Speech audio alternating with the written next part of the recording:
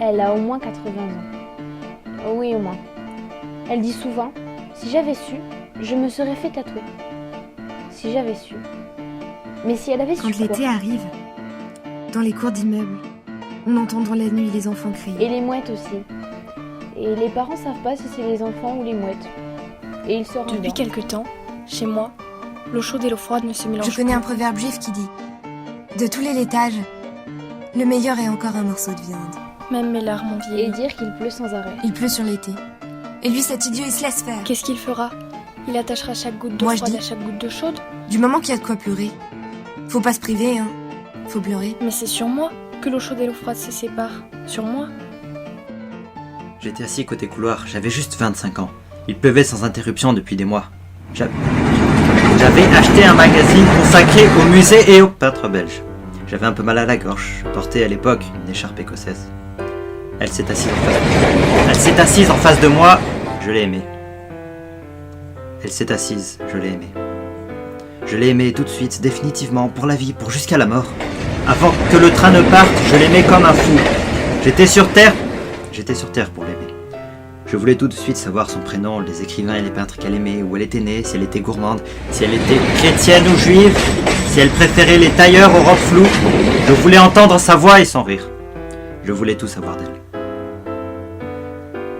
J'avais commencé un travail critique sur le peintre Magritte. Dans son album consacré à sa vie, une photographie d'amateur où on peut voir la femme de Magritte assise à côté de lui. Elle entoure son cou. Elle entoure son cou de ses bras presque dénudés. Elle porte un petit bracelet à son poignet droit et lui une rose blanche à sa boutonnière. Elle a des cheveux ondulés en large cran comme ceux que coiffaient les femmes à cette époque. J'avais été bouleversé par la beauté de cette femme. Un visage taillé dans la lumière et la soie. Un sourire à peine esquissé qui disait sa joie d'être aimée. Elle s'appelait Georgette. Georgette Magritte. Des yeux bleus si pâles que... Non, mais... Sur les bonnes photos noires, on voit la couleur des yeux. Oui. C'était la même beauté. Le même visage de lumière. Et ce regard calme et clair, où les yeux sont d'un bleu si pâle que ce n'est pas du bleu, mais comme le souvenir du bleu. Elle s'était rejointe. Nous sommes descendus à la station suivante, nous sommes entrés dans un parc tout mouillé et nous nous sommes embrassés dans le kiosque à musique, et puis... Elle a téléphoné à son fiancé. Pour rompre ses fiançailles. 3 mois plus tard, nous nous sommes mariés. Excusez-moi, à bientôt, je vais rater mon train.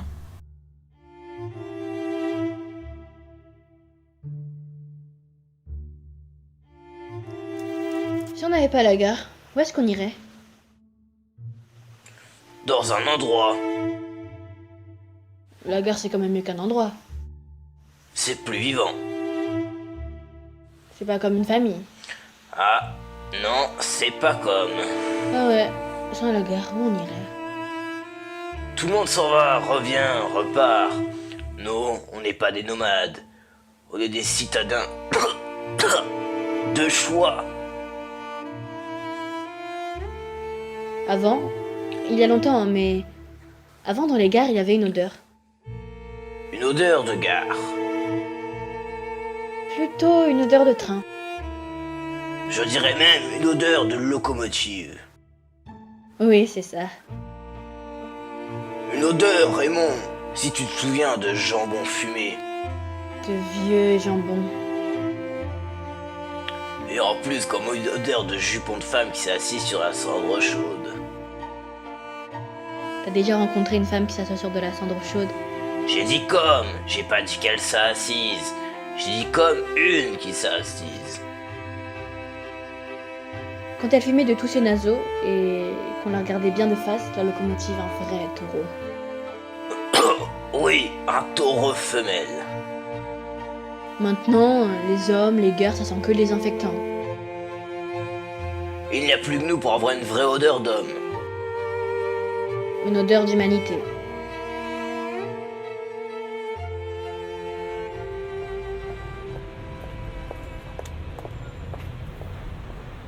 Je descends sur la place. Et je crie. Je t'aime. Je t'aime. Bernadette. C'est un vrai nom pour être crié. Il est en 3 morceaux. Bernadette. Je sais qu'elle m'entend. Et elle m'entend aussi bien que les autres locataires qui, de leur balcon, me demandent d'aller hurler plus loin mes déclarations de gros cochon. Elle est la seule qui n'ouvre pas sa fenêtre. Parfois, un agent me prie de circuler. Dans une ville, on n'a pas à crier l'amour. Je vais ailleurs. Je cherche une autre place. Alors je crie. Je l'aime. Je l'aime. Je suis obligé de transformer légèrement ma phrase. Et je n'ajoute pas Bernadette. Dans un quartier étranger, ça ne voudrait plus rien dire. Et je rentre à la maison. Elle me sourit gentiment. Mais où tu étais? Le repas est encore chaud. Elle me sert souvent une soupe avec de petites pâtes en forme de lettres. Sur le bord de mon assiette, j'écris « Je t'aime, Bernadette ». Parfois, il me manque 1 ou 2 lettres, mais on peut comprendre. Et puis, elle fait la vaisselle en chantant.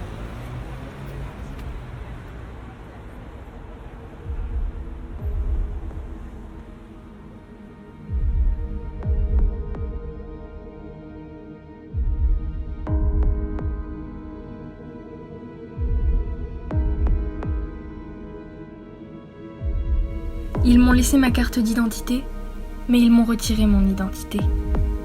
Ils m'ont parlé d'une voix forte, me regardant de moi, au milieu de mon front, que la surface d'une pièce de 5 francs. Et j'ai su qu'il fallait sortir. Ils m'ont dit « Vous avez de la chance, on vous laisse vos mains. » Mains sans objet, aux ongles trop longs, plus sales que la saleté même, et qui ne savent plus rien faire, même plus un numéro de Ils téléphone. m'ont dit, on vous laisse votre voix. Vous en aurez souvent besoin. Et Peu à peu, la bouche a perdu jusqu'à la forme des mots, jusqu'au soupir, et gémissement.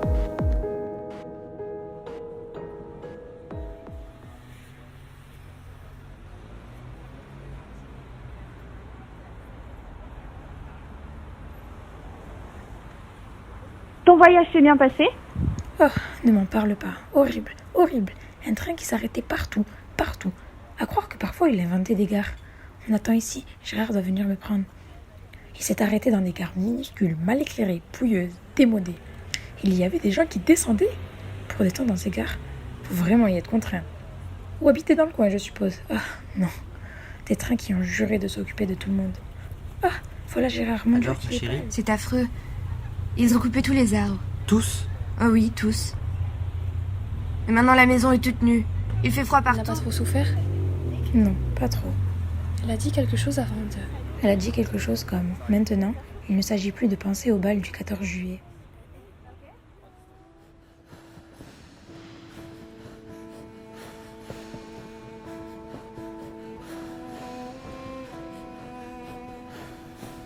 Ils avaient bien dit qu'ils viendraient m'attendre.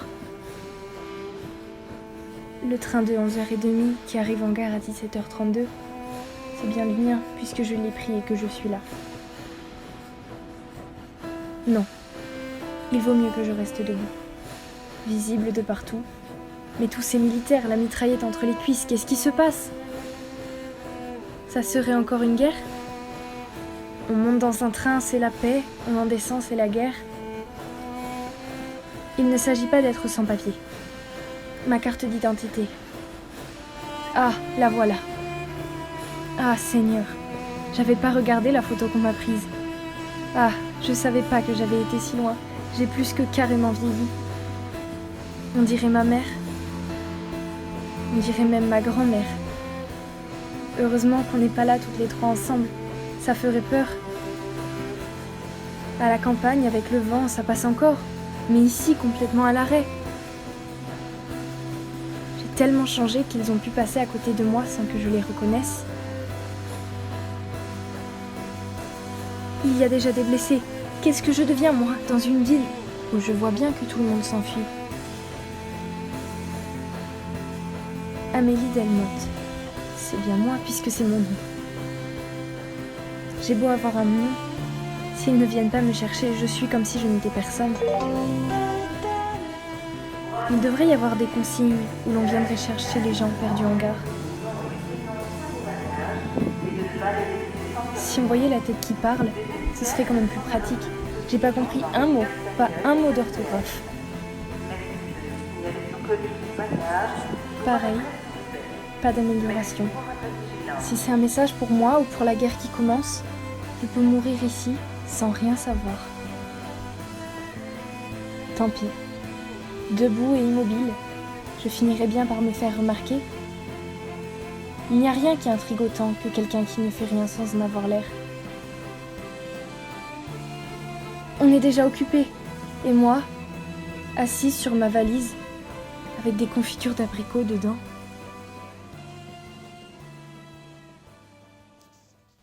Qui est-ce? J'ai l'impression de la connaître. Simone de Beauvoir? Elle est morte? C'est George Sand. Qu'est-ce que je ferai là-bas? Tu regarderas la nature. La nature? Oui, la nature. C'est quoi la nature? Comment c'est quoi? C'est tout ce qui nous entoure. Les arbres, les montagnes, les papillons, les rivières, la lune. Le vent? Le vent? Comment tu pourrais regarder le vent? Quand il passe? Tu le vois passer, toi? Dans les feuilles, sur les toits? Bon, eh bien, si tu as des yeux à regarder le vent, regarde-le. Et les moutons? Bien sûr. Et les loups? Là où tu vas, il n'y a pas de loups. Ils sont où les loups? Ils sont là où il doit y avoir des loups. Mais s'il y en aura, je les regarderai? Non, ils n'aiment pas ça. Et ne perds pas de temps. Rentre au foyer avec les autres. Si les autres rentrent pas? Ils rentreront. Pourquoi? Parce qu'ils auront peur des loups. Et si moi je n'ai pas peur des loups? Là où tu vas, les loups sont interdits. Donc, tu n'auras pas peur. Et où est-ce qu'ils ne sont pas interdits? Là où tu ne vas pas. On va en finir avec les loups.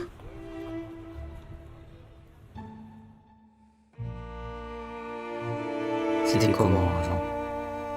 Des simples mots Qui faisaient vivre. Ils m'ont dit, on vous laisse votre mémoire. C'est toujours utile. C'est vrai. Je me souviens. On disait de Moi, qualifié habile, et consciencieux. Peut-être qu'on ne me le disait pas vraiment. Que j'étais j'étais seul à l'entendre.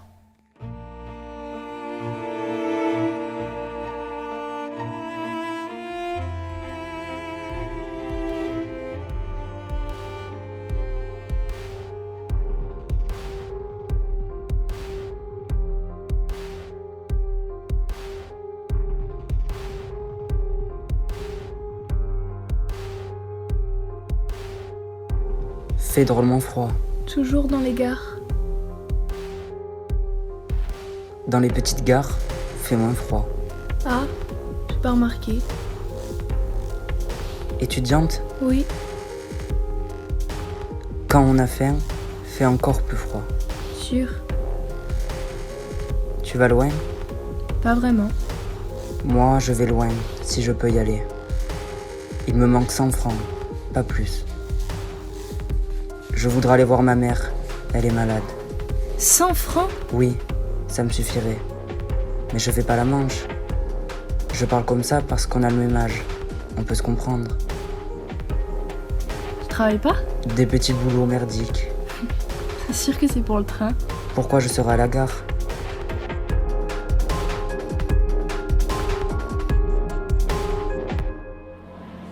Je voulais te dire que... Non, t'inquiète pas. Ça m'est presque égal que tu ne me désires plus. Ça me rend triste. Mais j'ai fini par m'arranger avec cette idée. Comment? Je suis à la gare. Mon train part dans une minute. Mais aime-moi encore un peu avec ton âme. Et quand il fait beau, tu peux me dire que tu m'aimes, je n'en ferai pas une affaire. Je ne prendrai pas comme du pas frais pour ne pas te gêner. Je ferai même comme si je n'avais pas entendu. Hein? Parce qu'on est bien. Pendant quelques jours après. J'arriverai demain vers 8h30. Ce que j'aimerais, c'est que tu me dises que tu crois que c'est possible de... Allô? Allô? Il a raccroché.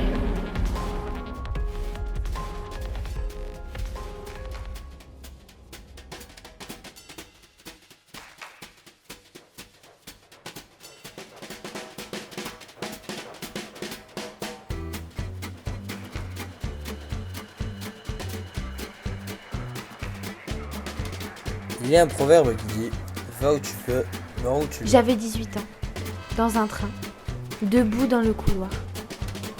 Le train s'arrête en gare de Milan. Sur le quai d'en face, un jeune homme, lui aussi debout dans le couloir. Nous nous sommes regardés. Nous nous sommes souri. L'impression de passer à côté du bonheur. Ça fait 20 ans. J'y pense. Et en ce moment, raconte cette même Dans histoire. le train, on devient amoureux. Excité même. Ça vous secoue le corps et les idées. On n'est pas amoureux en avion. Seulement Et dans le train, on perd tout de suite ce qu'on découvre. Un train ralentit à l'approche d'une gare.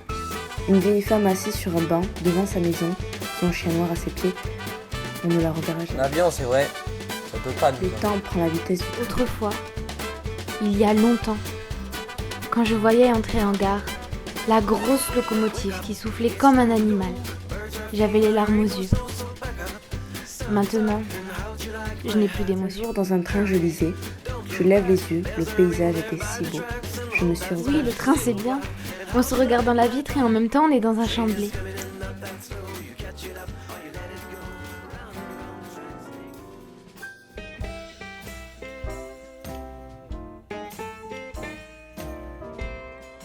Je portais à l'époque une écharpe écossaise. Je vous suis. Elle s'est assise en face de moi. Je l'ai aimée. C'est-à-dire? Elle s'est assise. Je l'ai aimée. Comme ça? Je l'ai aimée tout de suite, définitivement. Je voulais tout savoir d'elle. Donc ces choses-là arrivent. Retourne-toi. J'avais commencé un travail critique sur Il le ne peintre bouge Magritte. plus. Dans un album consacré à sa Tu vie, une pars. photographie d'amateur où l'on peut Tu vas voir te la femme retrouver de comme Magritte bouquet de assise. roses entre Elle les s'appelait omoplates. Georgette Magritte. Je flinguerai Les jusqu'à yeux l'eau. aussi pâles. C'est une photo en couleur? Non, mais Ce n'est pas un coup de feu? sur les bonnes photos noires, on voit la couleur des yeux. Donc, assis en face de cette femme, avec au cou votre écharpe écossaise, Oui. Et ce regard calme et clair où les yeux sont d'un bleu si pâle que ce n'est pas du bleu, mais comme le souvenir du bleu. vous aimiez cette femme ou la femme du peintre? Elle s'était rejointe. Et vous l'avez revue Nous sommes descendus à la station suivante et puis elle a téléphoné à son fiancé pour dire qu'elle avait raté son train? pour rompre ses fiançailles. Rompre ses fiançailles? Mais vous avez peut-être gâché la vie de cette femme. 3 mois plus tard, nous nous sommes mariés. Oh, pardon, excusez-moi, je ne pouvais pas deviner. Mais votre femme n'a pas les yeux bleus? Excusez-moi, à bientôt, je vais rater mon train. Sa femme n'a pas les yeux bleus. Et je l'ai toujours vue avec cette écharpe écossaise.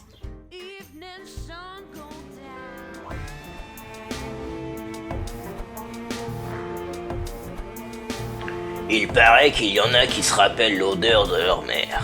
Les vraies mères, peut-être. Mais moi, j'ai rien eu qu'un père.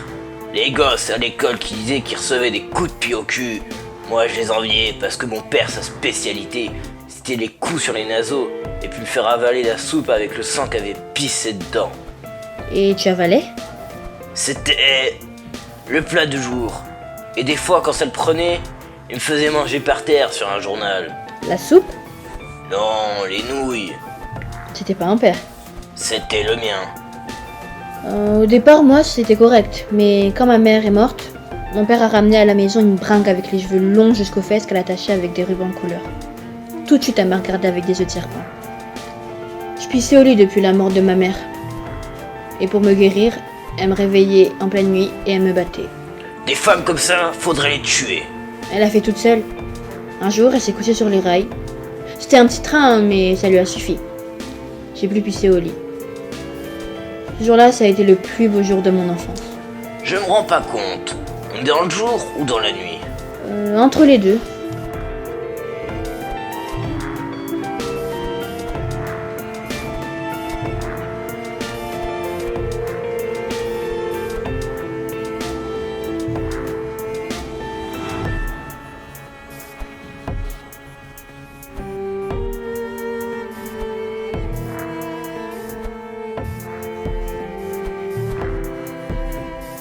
Oui, on a vu ça.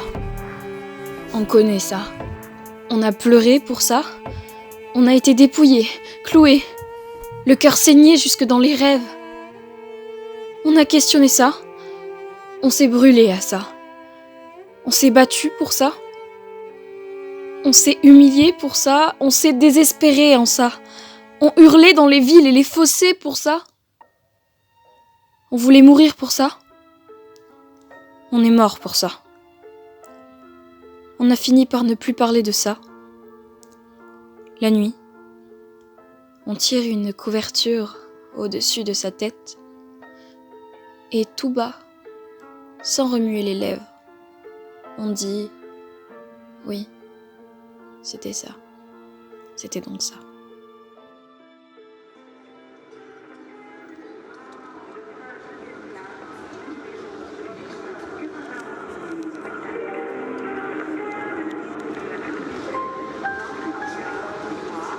Mon amour, tu es revenu. Tu vas voir. Maintenant, tout va être facile.